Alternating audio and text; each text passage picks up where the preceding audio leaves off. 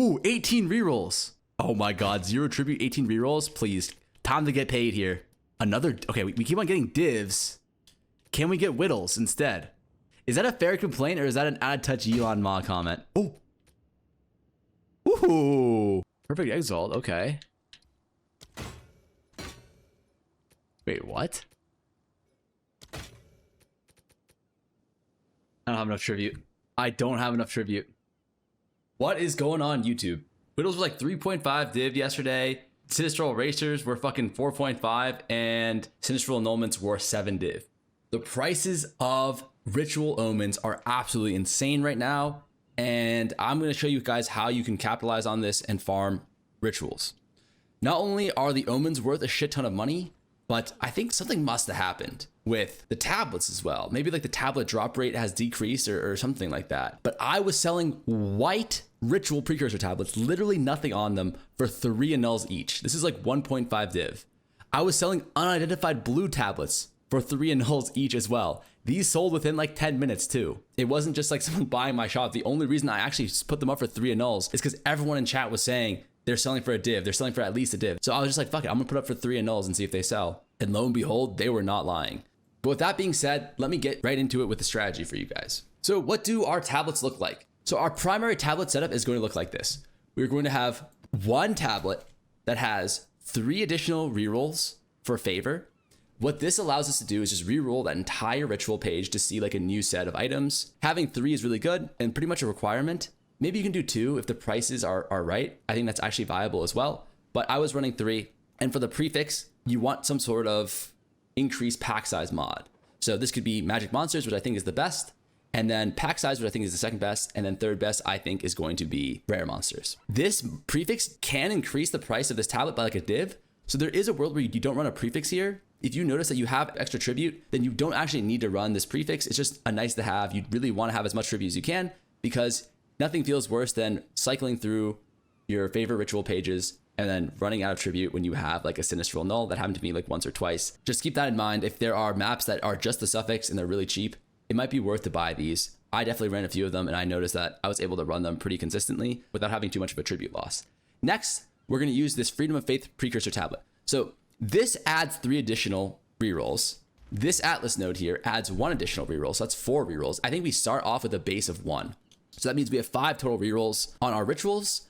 And then with the Freedom of Faith precursor tablet, we are able to double the number of rolls we have, bringing our 5 rerolls to 10. This second line is a downside. We just want the lowest number here as possible. 10 is fine. I think 11 is also okay, but you really want this to just be as low as possible. And these tablets are quite cheap. So I would just go with 10 if you can. Awesome. So these 2 tablets together give us 10 rerolls, but rerolls are quite expensive. I think the base value for rerolls is like 750 tribute. So this tablet here is also incredibly important. It makes it so rerolling the favors costs less tribute by like 29, 30%. I highly recommend you go for 29 at the minimum. I was going for 30. They weren't that expensive. But if there are some like 29, 28 that are really, really cheap, like a third of the value or half the value is the 30s, I would pick those up too, especially if they give you a lot of pack size on the prefix. Having more monsters essentially gives you increased tribute.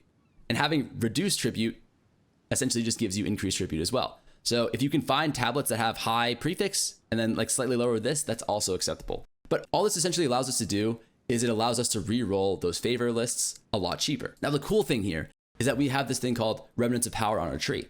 What this does is there's a 20% chance, a 1 in 5, to double the effect of our precursor tablets. So these additional like 10 re-rolls then become 18 because one of them isn't from the tablet, one of them is just like natural. And then this 29% reduced tribute becomes 58. You also have reduced tribute on your tree, so then you end up getting over 100% reduced tribute, which means when you proc this Remnant of Power, you end up having 18 rerolls, and each reroll is free.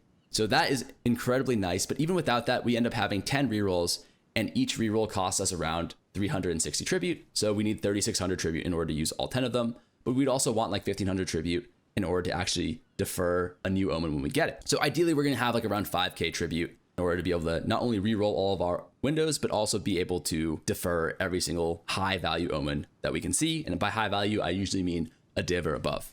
Cool, that's the tablets. Let's just go right into the Atlas tree. We are pretty much doing a very, very standard build here in the sense that we are going to just be doing a bunch of pack size.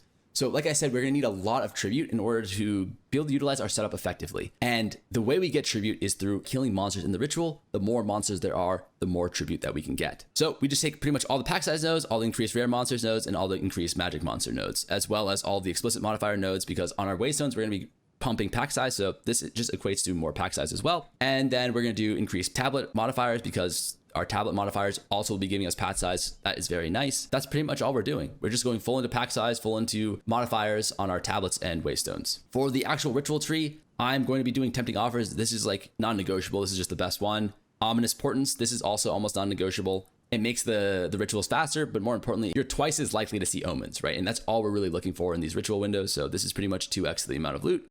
And then I go here with the spreading darkness. It just feels a little bit more consistent than going for like, say, like Wild Woods, which is if you are to naturally spawn for rituals, which is definitely possible. I think it happens a pretty significant amount of the time. This is better, but this is just way more consistent because if you only do spawn 3 rituals, and even if you have this, you're only going to have like 3.5k tribute, which means you're only going to be getting like 70% of effect out of your whole setup. And then lastly, I do Promise Devotion. This does like a couple things, but the most important thing is this last line, which is deferring favors in your ritual altar costs 50% less tribute. The point of this is that if you get an expensive omen, it will cost 50% less to defer. These sinistral annulments, they'll cost like 3k tribute to defer. Having this makes it cost 1500 less, which essentially just gives you like 1500 more tribute on the maps where you're going to defer that kind of omen. There is the argument to be made that you can just get out of this and go here, but I'm pretty sure that this is better, but this is like a close second because this just gives you more packs in your ritual, which gives you more tribute. These two essentially do the same thing, but I think this might do it a little bit more efficiently. Wait, one really important thing to mention here is that your boss atlas tree actually really matters. This is what I did over here. These first nodes don't matter at all. These nodes actually don't matter at all either, but you need to have organized forces. And then also Beyond Reality is really good because this essentially just gives you a pretty good chance for Contain Coalesce, which is like beyond mobs, which is, it just gives you extra mods a lot of the time. So the reason why we take this node is because if you have been setting up your atlas properly, you will have a fuck ton of these powerful map boss nodes, okay? So when you put your tablets in, you will see that the monster level is 80 now. This is incredibly important because at the highest tier level 80, you have access to the Omens of Sinistral Eraser, which are like 5 div, Sinistral Annulments, which are like 7 div, Dextral Erasure, that kind of stuff. You have access to the Whittles at 79, but you don't have access to these Giga Omens until eye level 80. And with a level 15 map normally, you only get to level 79 monster level. So you'll miss out on that tier. Or you have to use a level 16 map, which is really hard to do. Like those are expensive and also tedious to craft. However, if you just use powerful boss map with this node here, you will then have access to eye level 80 areas pretty much for free. Anyways, that's the tree. It's pretty straightforward. Let me show you how you roll the map. So all I do for these maps is I get a 6 modded waystone like this. I then utilize one of these chaotic quantity maps that give pack size, and then we just chaos orb. And then now we have a waystone that has 59% pack size. I would also recommend that you then use a preserved vertebrae on this. I can link this in the description as well, but these are all of the modifiers, the desecration modifiers that you can possibly get, and each one gives you a specific role. So for example, increased experience gives you 16% pack size, which is one of the best ones on the prefixes. And then over here, something like grasping binds gives you 22% pack size, and I think siphoning ground gives you 18%. So grasping binds is the best pack size modifier that we can get on the suffixes that we really want. So there's an argument to be made that if you only care about getting like high pack size on your maps, that you could just desecrate for the suffix and then look for like some specific really good pack size suffixes, of which there are quite a few. Union of Souls is also 22, but this makes the maps a little bit more tedious to do. But there are very, very good suffix pack size desecrations. However, if you do that, you won't have a chance of getting the Overrun by Abyss mod, which even with pack size maps will still sell for like a div or two. So if you want to just do like the cost efficient thing, you are just going to raw dog slam a preserved vertebrae. You're happy with a prefix, you're happy with a suffix, it's all good. And if you get a prefix, you're going to be fishing for Abyss Overrun. And then you can see here, there's also some decent ones that give pack size, like increased experience, give 16. And then I think that's pretty much it in terms of like the good ones. Everything else doesn't really give you that much. However, there are things like Abyss in area always have rewards, which gives you 40% magic monster pack size and 10% rare monster pack size, which is still very, very good. That's something to consider as well. But for the most part, I would just recommend that you guys take this preserved vertebrae and you just slam this on and you go reveal it. If it's a suffix, great, because a lot of the suffixes give you a ton of pack size. If it's a prefix, awesome. because they're not that much worse and you have a chance of getting the overrun mod. We hit Grasping Vines. Our pack size is going to go from 52 to I think 74 now, right? We wait 6 years for this weird ass little Monsters Inc. guy to come down and bring us our Waystone. And boom, 74% pack size on a map already. And let me tell you, it's still going to get better than that, because what we need to do now is add these 3 distilled gilts. Each one gives 8% pack size for a total of 24% more pack size. And as you're going to see here, this is going to bring us to around 98% pack size. Now, this is, I think, a pretty high rolled Waystone, but you can be getting very, very high percentage increased pack size from your maps just by doing this thing. The actual map that you go into matters a lot. Now, I don't have an actual list of which maps are good and which maps are bad, but I will say that a lot of these swamp maps are bad, and a lot of the like grass forest maps are pretty good, because for some reason, the more open the layout is, the more ritual monsters you get in your ritual, and as a result, the more tribute you get. That is one thing to consider, is you would probably want to find like the woodland maps, stuff like that. Maybe even like some of the desert maps are okay, and then avoid some of the swamp maps. Unfortunately, right now, I don't know if it's bugged or not, but you can't actually see the archetype of the biome, but you can look at the surroundings and it'll give you a good idea of what it is. Like this is probably forest because it has a lot of trees near it. This is probably desert because it's in a desert. And let me just show you guys what the actual map looks like. Okay, awesome. So the map is really simple. It's just a normal map, except the only thing that you care about for these maps are just clearing the rituals. And that'll become very, very apparent to you. One thing to consider too is that everything that you kill in the ritual circle will then be like respawned in the ritual. Like all these monsters that I killed here will then respawn into the ritual, as well as other monsters that are like inherently in the ritual itself. But one thing is that if you lure monsters into the circle from outside the circle, they will respawn as long as they're native monsters. So it's actually pretty important to kill monsters into the circle, or make sure that the native monsters that are spawning in or around the circle are in there for a little bit of extra juice. But all we're doing here, we don't care about the boss, we don't care about anything else, we don't really even care about clearing these mobs. If it wasn't for the fact that I'm Headhunter and clearing the mobs actually just makes me clear the map faster, I would just skip these. If I had the option to, and I could just go straight to every ritual and not clear a single mob, I would just do that. You have like 100% increased pack size on your map, so there are a ton of monsters and you're getting a good amount of XP doing this. So if you care about XP, you can definitely be a little bit more diligent about clearing the map. But for the most part, I'm skipping all content minus the rituals. I'm going straight to the rituals and that's it. I would say like 95% of the loot that you're getting is going to be from a ritual menu. So that is one thing to consider. Clear up all these mobs, start the ritual. Here we go. So ideally we want to have at least around like 1.5k, I would say tribute at this point would be okay, because you know, each time you do the ritual, it ends up having more and more tribute. So it kind of gets exponential, the amount of tribute you get. And you want to have around at least 5k tribute per map in order to fully utilize all of the tribute that you're getting and all of the additional rerolls that you have.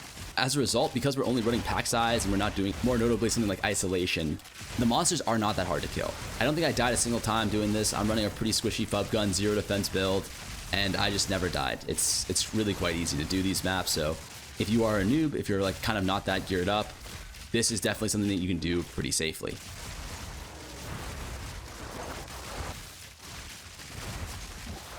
So here we are, our final ritual.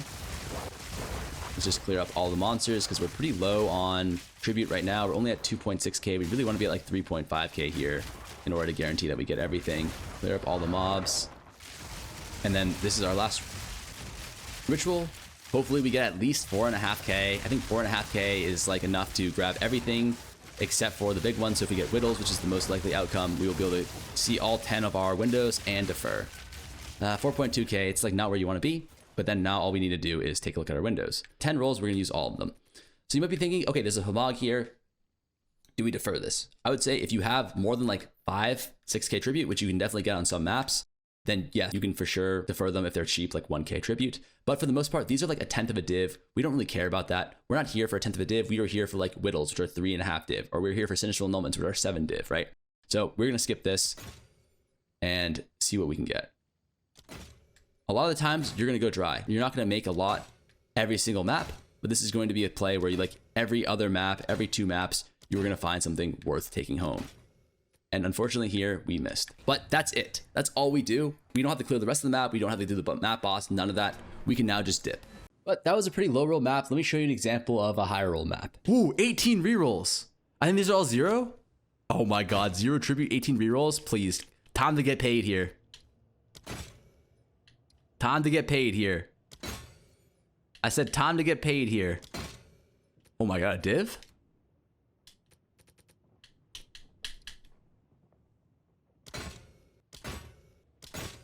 Pay me?